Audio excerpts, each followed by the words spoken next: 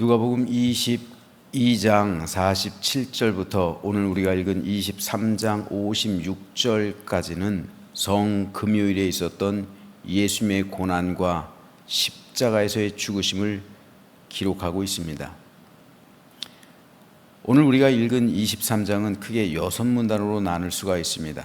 7절까지는 빌라도의 제1차 신문 및 헤롯에게로의 이송을, 8절에서 12절은 헤롯의 신문과 희롱 및 빌라도에게로의 제2송을, 13절에서 25절은 빌라도의 제2차 신문 및 최종 사형 언도를, 26절에서 31절은 십자가 처형장으로의 이동 및 슬퍼하는 여인들을 향한 권면을, 32절로 43절은 십자가의 달리심과 무리들의 희롱 및 한편 강도의 회개를, 마지막으로 44절에서 56절은 예수 그리스도의 운명과 장사를 기록하고 있습니다. 오늘은 이 가운데서 18절, 21절, 23절 말씀에서 반복되는 부분들을 좀 살펴보려고 합니다. 무리가 일제히 소리질러 이르되 이 사람을 없이하고 바라바를 우리에게 놓아주소서 하니, 그들은 소리질러 이르되 그를 십자가에 못 박게 하소서, 십자가에 못 박게 하소서 하는지라. 그들이 큰 소리로 재촉하여 십자가에 못 박기를 구하니 그들의 소리가 이긴지라. 빌라도는 이 사건의 본질을 잘 알고 있었어요.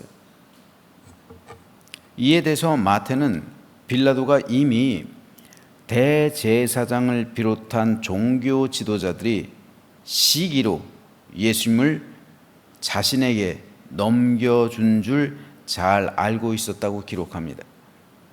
그래서 빌라도는 예수님을 때려서 놓겠다라고 처음에는 선언합니다.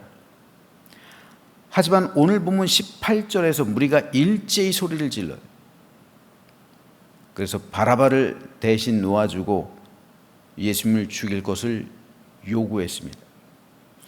빌라도가 다시 한번 예수님을 놓으려고 시도했지만 21절에 보면 무리들은 소리질러서 예수님을 십자가에 못 박으라고 한층 더 강경하게 재촉했습니다. 원래 십자가형은 로마 정부에 대해서 반란을 일으킨 사람 혹은 극악한 죄악을 저지른 사람이 받는 형벌이, 아무에게나 이 형벌을 주지는 않습니다. 로마가 허용하는 모든 형벌 가운데 가장 고통스럽고 비인간적인 처형 방법이 십자가형이었습니다. 그래서 빌라도는 이 사람이 무슨 죄를 지었기에 동족인 너희들이 이 사람을 십자가에 못 박아달라고 요청하냐고 묻는 거예요. 이건 사실 비아냥입니다. 알고 있는 거예요. 죄가 없다는 것을. 하지만 23절에 보면 무리들은 큰 소리로 재촉합니다.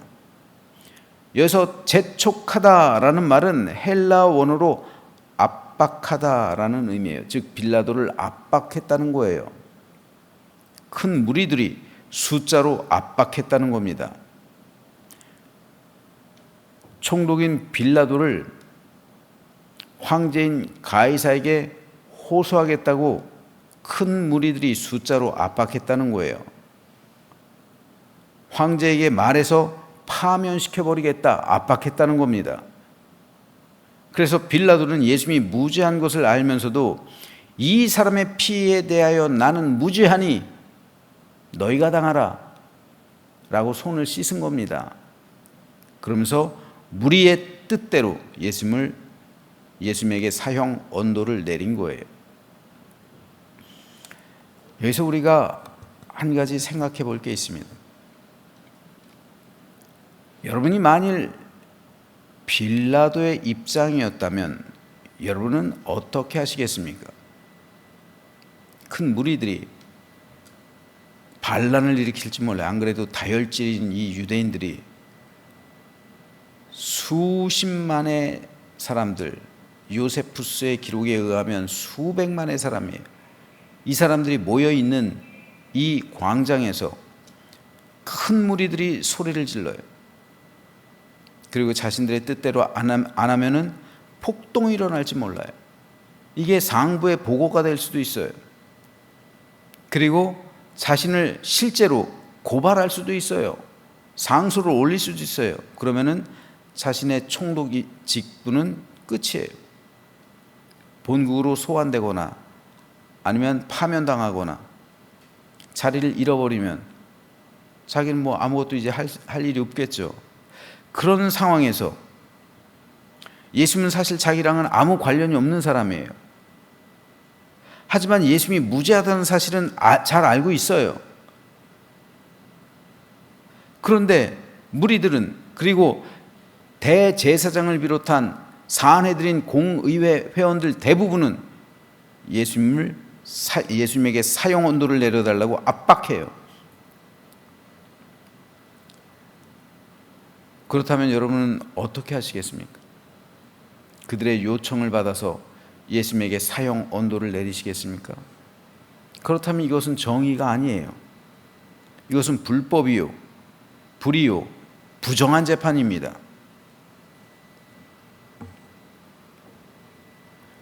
그렇다면 빌라도는 이런 선택을 내렸는데 저와 여러분이 만일 빌라도의 입장이었다면 과연 어떤 선택을 할까요? 정의를 선택하자니 내 자리가 위태로워요. 하지만 불의를 선택하면 양심에는 걸리지만 자리는 보존되고 현상은 유지합니다. 그렇다면 과연 저와 여러분은 정의를 선택하고 내 삶을 위태롭게 하겠습니까? 아니면 불의를 선택하고 내 삶의 안위를 지키겠습니까? 우리가 이것을 한번 물어봐야죠. 우리가 신앙 고백할 때마다 본디오 빌라도에게 고난받으사, 사실 본디오 빌라도는 잘못 선택한 죄가 있어요. 그 자리에서 예수님을 정의를 선택할 수도 있었고 불의를 선택할 수도 있었지만 결국 불의를 선택했죠. 무리의 압박에 못 이겨요. 그리고 무리의 압박에 못 이긴 이유 가운데 가장 중요한 것이 바로 자기의 안위였다는 거죠. 자기의 안위를 위해서 남의 생명을 죽여서 자기의 안위를 지키는 거죠. 이건 정의가 아닙니다. 우리도 살아가다 보면 빌라도처럼 이런 상황에 둘 중 하나를 선택해야 할 그러한 때가 옵니다.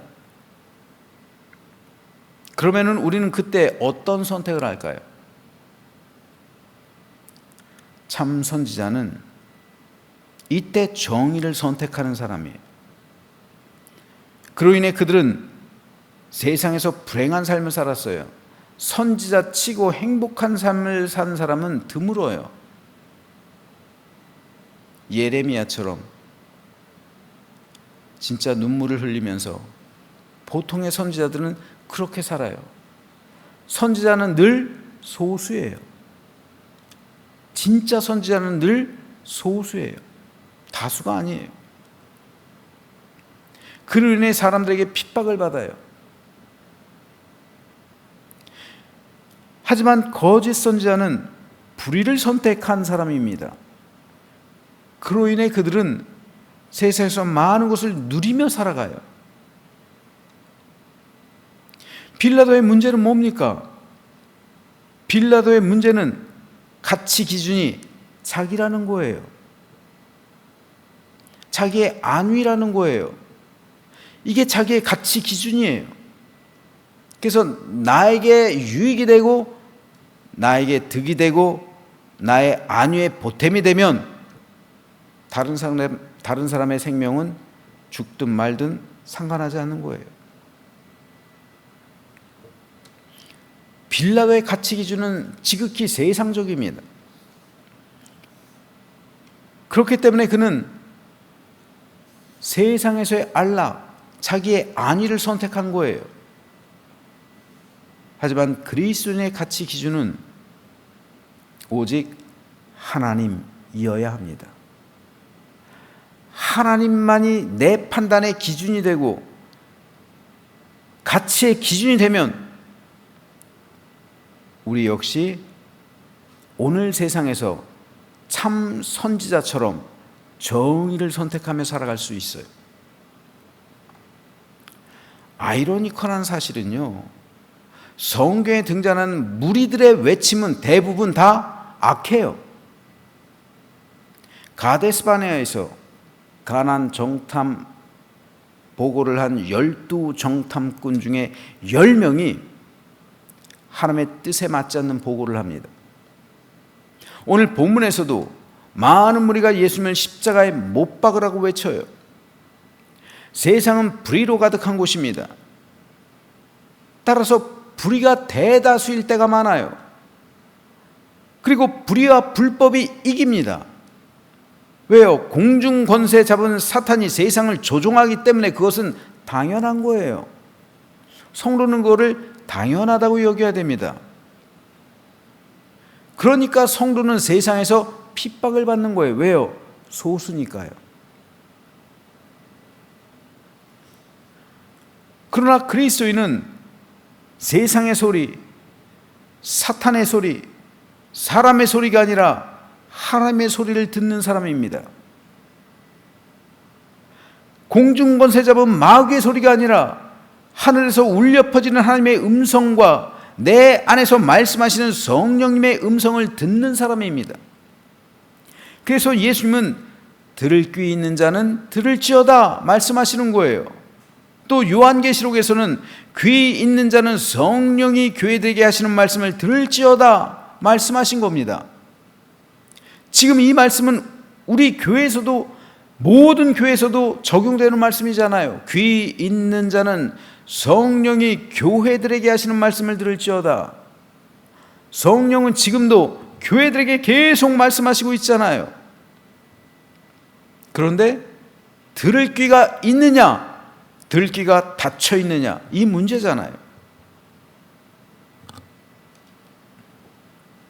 그런데 이 음성은 뜻밖에도 사람들을 통해서 전해져요.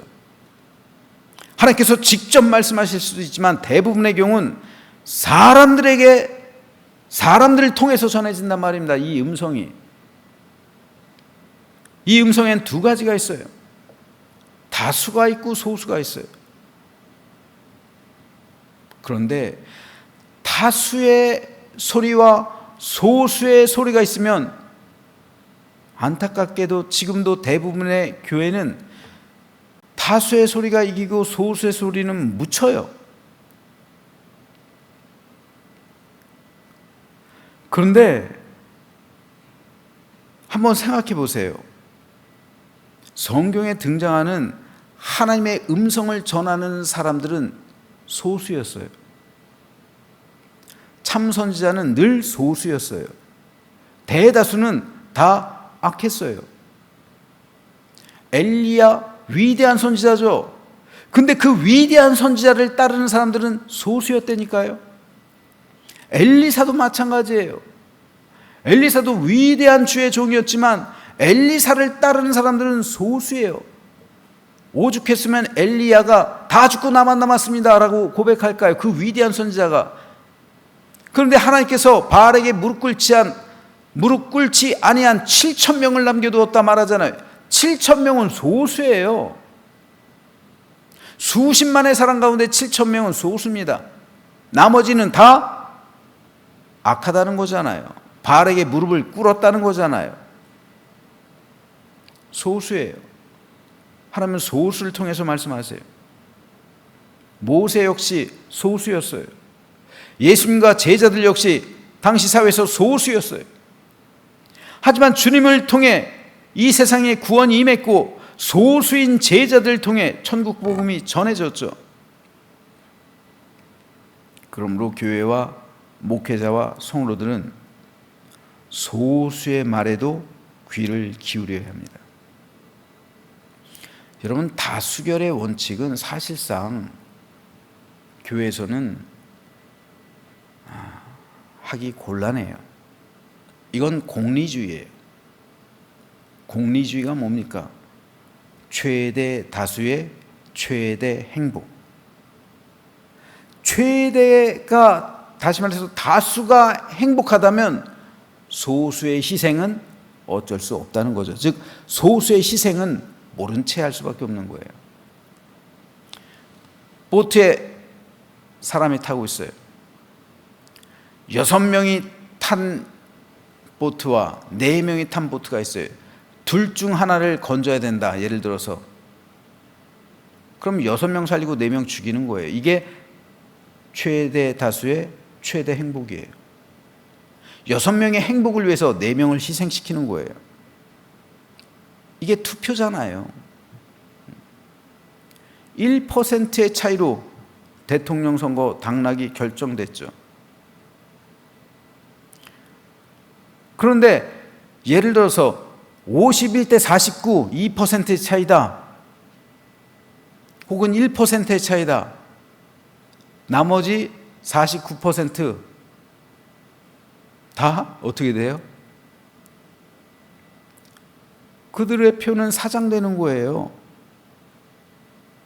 그리고 다수 1%라도 더 표를 많이 받은 사람이, 받은 당이 모든 지위를 독점하죠. 모든 권력을 독점하는 거잖아요. 이게 최대 다수의 최대 행복이에요. 이게 공리주의예요.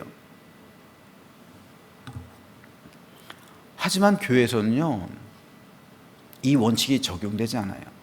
교회에 만약에 이 원칙이 적용된다면 가데스바네아에서 10명의 정탐꾼들이 말을 듣고 그들은 가나안에 들어가면 안 돼요. 그렇잖아요. 예수님과 제자들 역시 마찬가지고요. 성경에 쓰여진 선지자들도 마찬가지입니다. 하지만 교회에서는 공리주의가 적용되어서는 안 됩니다. 교회의 가치 기준, 교회의 유일한 판단 기준은 하나님의 뜻이에요. 하나님의 뜻. 하나님의 뜻을, 그런데 다수가 알아야 당연한 건데, 근데 늘 하나님의 뜻은 소수에게 임해요.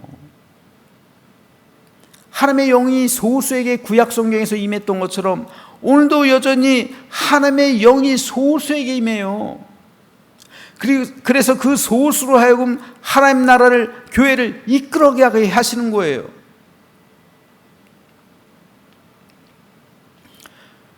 그러므로 우리는 소수의 사람이 내는 소리에 귀를 기울여야 돼요. 어쩌면 그 사람이 오늘의 선지자일 수 있는 거예요. 그래서 교회를 청화시킬 수 있는 거예요. 따라서 우리는 한 사람의 소리를 소중하게 들을 수 있어야 돼요. 왜요? 그를 통해 말씀하실 수 있기 때문에요. 그래서 교회는 성령이 교회들에게 하시는 말씀을 들을지어다. 성령께서 그 사람을 통해서 말씀하실지, 누구를 통해서 말씀하실지 어떻게 알아요? 그러므로 우리는 한 사람의 소리를 소중하게 들어야 돼요. 저도 그러려고 노력하고 있어요. 저에게 때로 아픈 소리를 하고 상처되는 소리를 할 수도 있어요. 기분이 나쁠 수 있죠. 하지만 기도하면서 곰곰이 생각해 보는 거예요. 저 소리가 혹시 성령이 우리 교회에 하시는 말씀은 아닐까? 저 소리가 혹시 하나님께서 주신 음성은 아닐까? 생각해 보는 거예요. 그러다 보면요, 놀랍게도 내 뜻과는 다른데 그거를 통해서 역사하실 때가 있어요. 그래서 시작된 게 중보기도고요. 그래서 시작된 게 9시 나실인의 예배예요. 하나님께서 원하시는 방향으로 하나님께서는 소수를 통해서 이끌어 가시는 거예요. 말씀하시는 거예요. 들을 귀 있는 자는 들어야 되는 겁니다. 다수의 요청, 다수는 이걸 싫어해요. 대다수는 중보기도하는 거 별로 좋아하지 않아요. 대다수는 저녁 9시에 나와서 기도하는 거 별로 좋아하지 않아요. 하지만 우리 가치와 우리 판단 기준은 오직 하나님. 하나님께서 하시라면 하는 거예요. 그게 우리 선택이어야 하는 겁니다. 이것이 하나님께서 솔로몬을 칭찬하셨던 이유이기도 해요. 솔로몬은 듣는 마음을 구했잖아요. 위로는 하나님의 음성을 듣게 하시고 아래로는 백성들의 음성을 듣게 하옵소서. 솔로몬이 선한 왕이었을 때는 듣는 마음이 그의 마음속에 있었어요. 듣는 귀가 열려 있었어요. 하지만 이 귀가 닫히면서 솔로몬은 타락한 사람이 되죠. 하늘의 음성을 듣지 않아요. 그리고 백성들의 소리를 듣지 않아요. 듣는 귀가 닫혀 있다고요. 그러므로 예수님께서 말씀하시는 것처럼 들을 귀 있는 자는 들을지어다. 과연 우리는 들을 귀가 열려 있는가? 성령이 교회들에게 하시는 말씀을 들을지어다. 과연 우리 교회는 성령께서 하시는 말씀을 듣고 있는가? 그런데 놀랍게도 성령께서는 그 말씀을 소수에게 하실 때가 많다. 그러므로 우리는 소수의 의견이라도 결코 무시하지 않고 곰곰이 그 말을 기도 자리로 가지고 나와서 되씹어 봐야 된다는 거예요. 그래서 이것이 과연 성령께서 하신 말씀인지 아니면 그 사람이 자기 생각을 말한 것인지 그러다 보면 알겠죠. 그래야 교회가 정화가 되는 것이고요. 이 뜻 가운데로 인도함 받을 때 교회는 깨끗하게 되는 거예요. 가장 먼저 목사인 제가 그걸 실천해야 되고요. 그리고 장로님들, 권사님들, 집사님들, 모든 성도들 다 이것에 대해서 순종할 준비를 하고 있어야 돼요. 그래서 저는 저와 여러분 모두가 한 사람 한 사람 소수의 의견이라고 해서 무시하는 것이 아니라 다수의 의견이라고 해서 우리 뜻을 따라라고 말하는 것이 아니라 소수의 의견을 통해서 하나님께서 말씀하실 수 있다는 사실을 우리는 늘 기억하면서 성령께서 교회들에게 하시는 말씀을 들을지어다 라는 주님의 말씀을 우리가 마음에 새기면서 늘 예수님의 말씀, 위로부터 임하는 하나님의 말씀, 그리고 내 안에서 말씀하시는 성령의 말씀에 민감하게 반응하면서 하나님의 음성을 듣고 그리고 하나님 나라의 삶을 살아가는 우리 모두가 되시기를 주님의 이름으로 축복합니다.